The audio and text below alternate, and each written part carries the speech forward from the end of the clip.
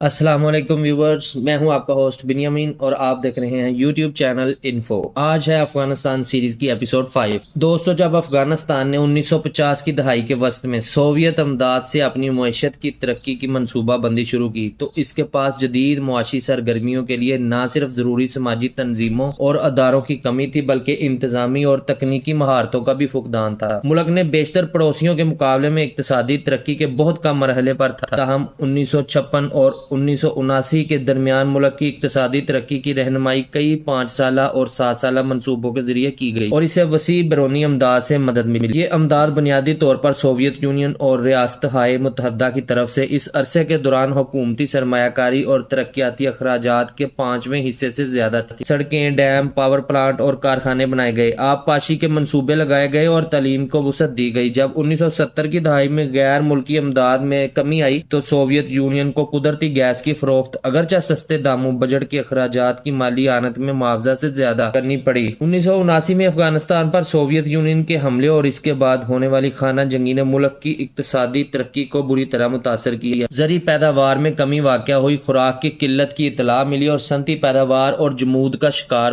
رہی۔ قدرتی گیس کی پیداوار اور سوویت یونین کی طرف سے ضروری سمجھی جانے والی کچھ دوسری صنعتوں کے علاوہ سوویت دور میں نجی شعبہ بنیادی طور پر زراعت اور مویشیوں کی افزائش پر محیط تھا۔ پہلے چھوٹے، درمیانے اور بڑے زمینوں کا ملا جلا نمونہ تھا، لیکن اس نظام میں زبردست تبدیلی آئی، خاص طور پر 1978 کے بعد تجارت اور ٹرانسپورٹ کے ساتھ ساتھ زیادہ تر مینوفیکچرنگ 1970 کی دہائی کے آخر تک نجی کاروباریوں کے ہاتھ میں تھی، جب معیشت کے ان شعبوں کو قومیایا گیا تھا۔ پبلک انٹرپرائزر، غیر ملکی تجارت، کانکنی اور کچھ صنعتوں تک محدود تھا۔ ایک متوازن بجٹ بنیادی طور پر قدرتی گیس کی فروخت اور غیر ملکی قرضوں اور گرانٹ سے حاصل ہونے والی آمدنی سے حاصل کیا گیا۔ اخراجات بنیادی طور پر حکومتی وزارتوں، ترقیاتی بجٹ اور غیر ملکی قرضوں پر سود کے لیے تھے۔ سوشلسٹ حکومت ایک مخلوط رہنمائی والی معیشت کی ترقی کے لیے پرعزم تھی، تاہم عملی طور پر اس پالیسی کی تاثیر سرکاری وسائل کی کمی، ایک بوجھل بیوروکریسی اور تکنیکی افراد کی کمی کی وجہ سے محدود تھی۔